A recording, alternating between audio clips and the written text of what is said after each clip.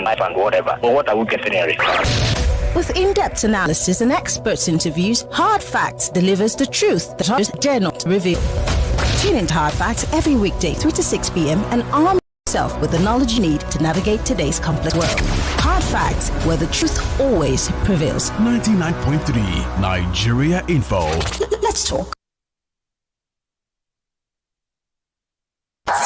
This is Hard Facts.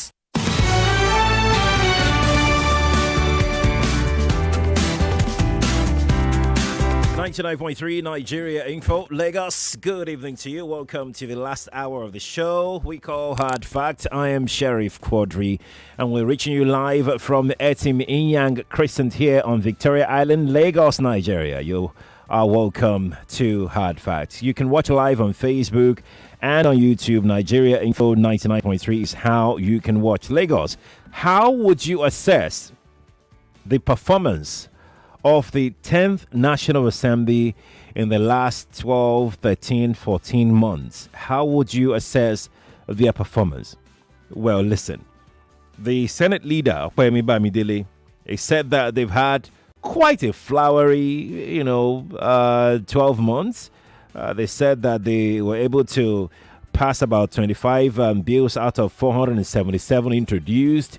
At the time, he said the deliberations that produced as many as 115 resolutions, which he said attributed to economic development and nation building in Nigeria. Senator Papio, who is the Senate president, listed bills passed to include the Southeast Development Bill, the Northern Development Bill, the Old National Assembly Bill, and the Death Penalty for Drug Traffickers Bill.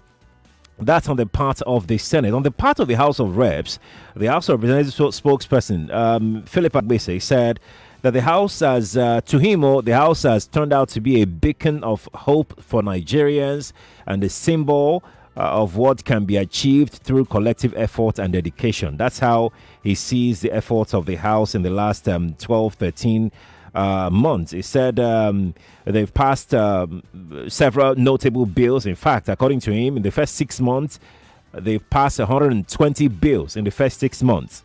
And these bills, they passed second reading at that stage. 120 bills per second reading in the first 6 months of their tenure as members of the House of Reps. He said the House is empowering the Nigerian people. The House is enhancing social justice. The House is promoting economic growth and security. But you are Nigerians. You know exactly what the National Assembly has done. You can assess them. I'd like to get your thought as we go along on this show to tell me exactly how you assess the 10th National Assembly in their first 12, 13 months.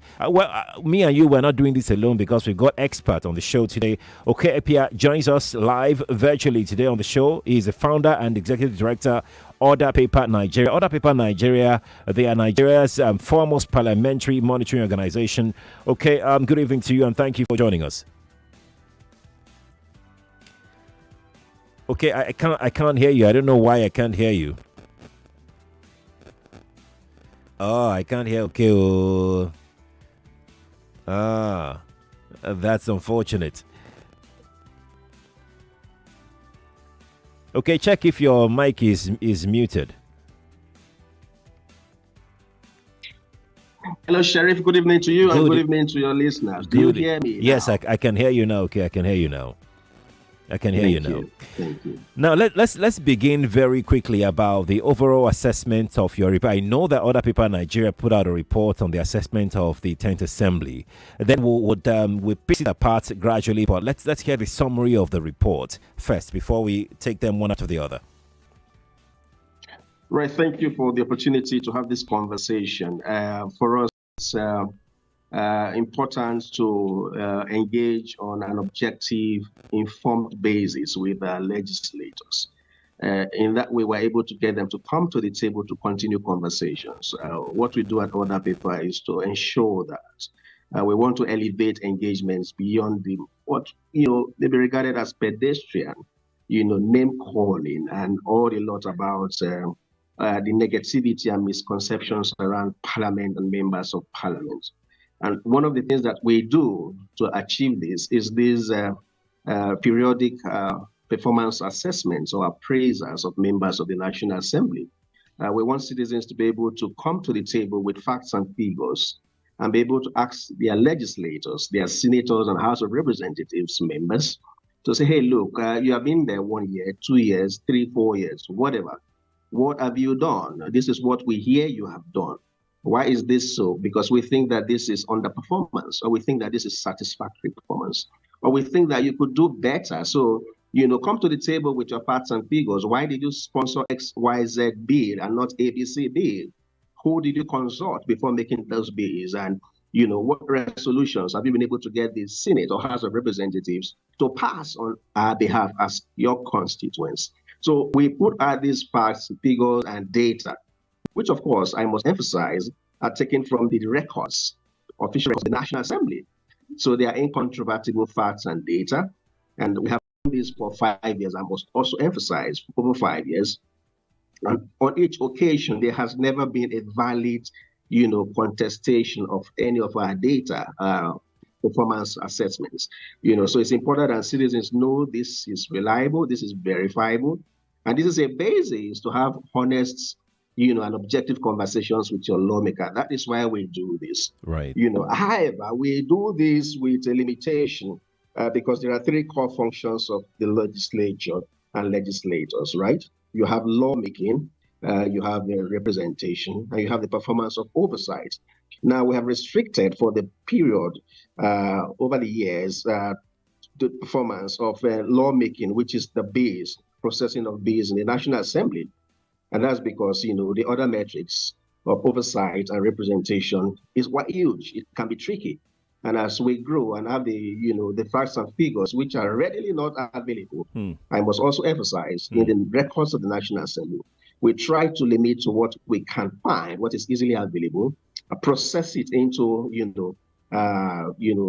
decision ratings for citizens to be able to, hold their legislators to account.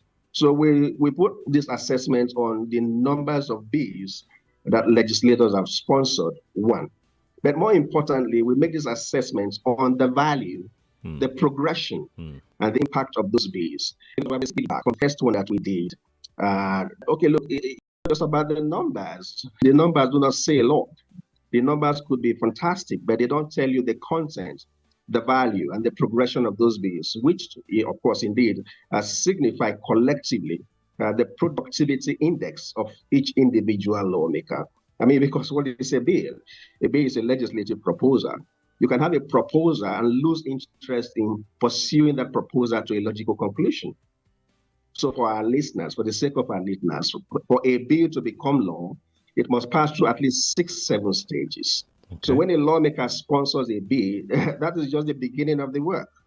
So if a lawmaker loses interest by just sponsoring a bill, he or she has practically done nothing. So we make the point that, having the numbers of bills to your name is good, but it's certainly not enough. We want to see how those bills have progressed from first to second to third reading, how they have moved to the other chamber for concurrence, how they are passed by both chambers and taken to the president's desk for presidential assent.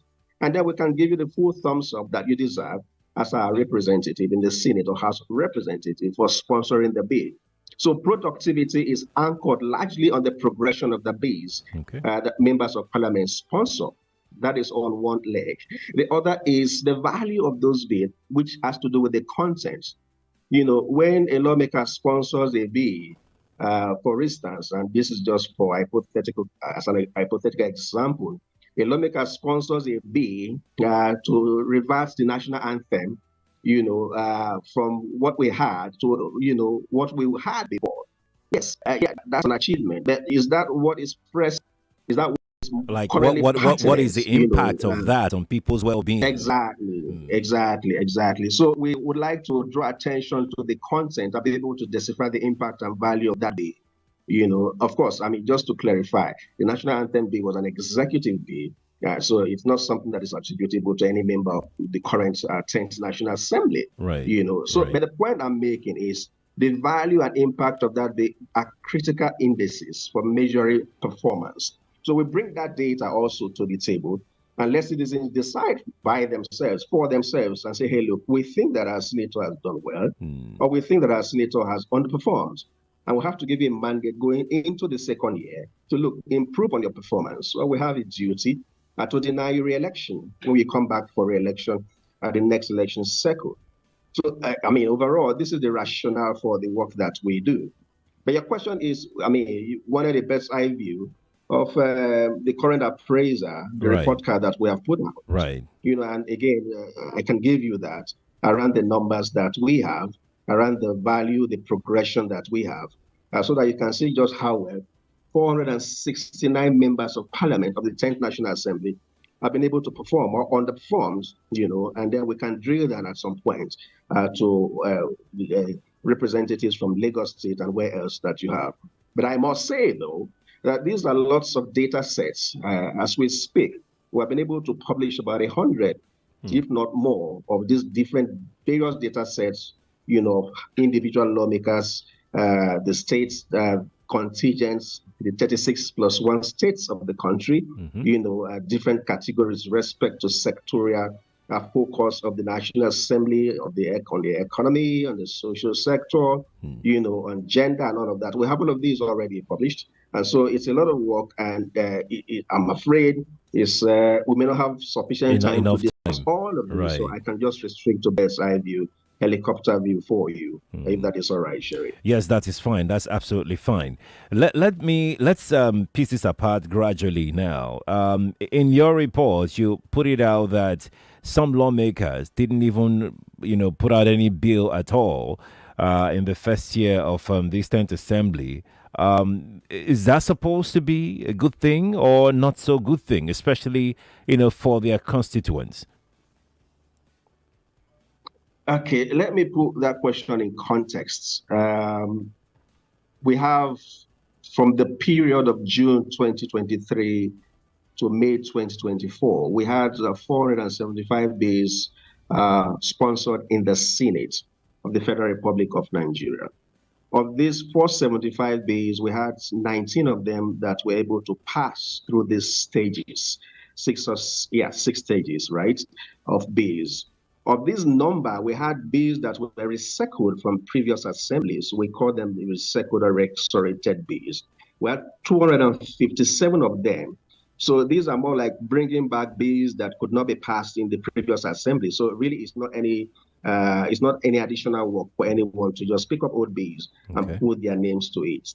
Of this number, we had 32.1%. That's about 153 bills that were focused on setting up one new institution, one new establishment, one new government school, one new agricultural college, one new polytechnic in different constituencies across the country. These are called establishment bills, 153 of them of this number.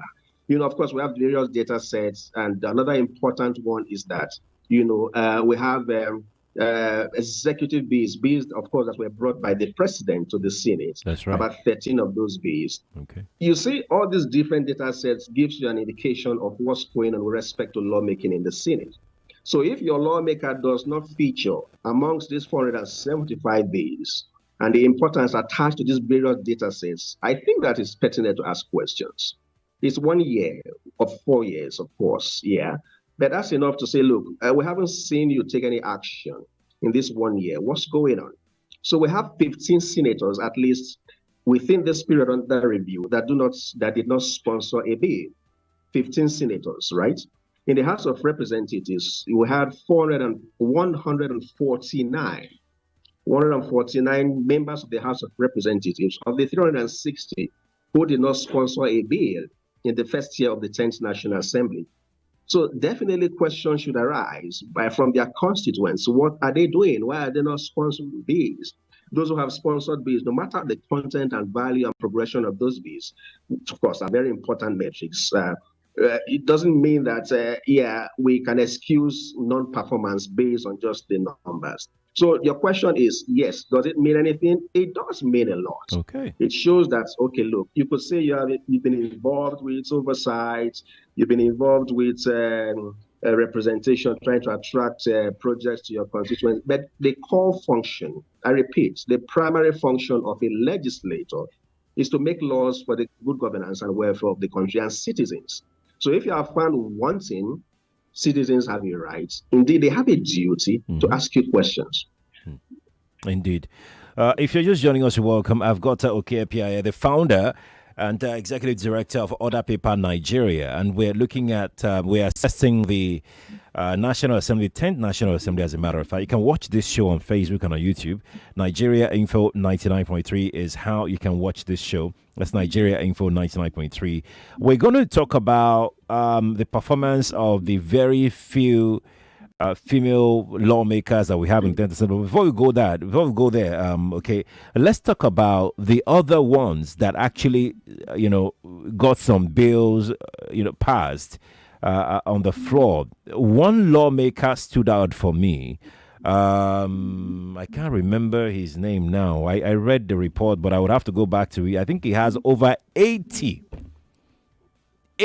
bills that he submitted.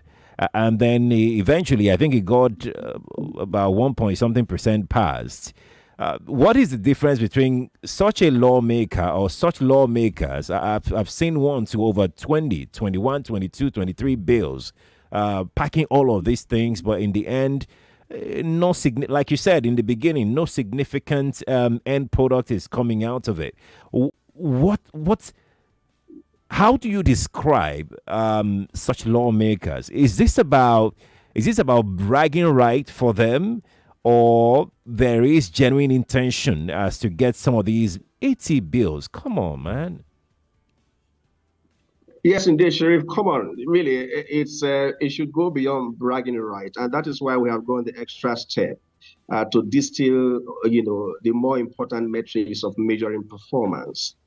We have seen situation, and this is not entirely wrong, where lawmakers come back home to brief constituents and say, hey, look,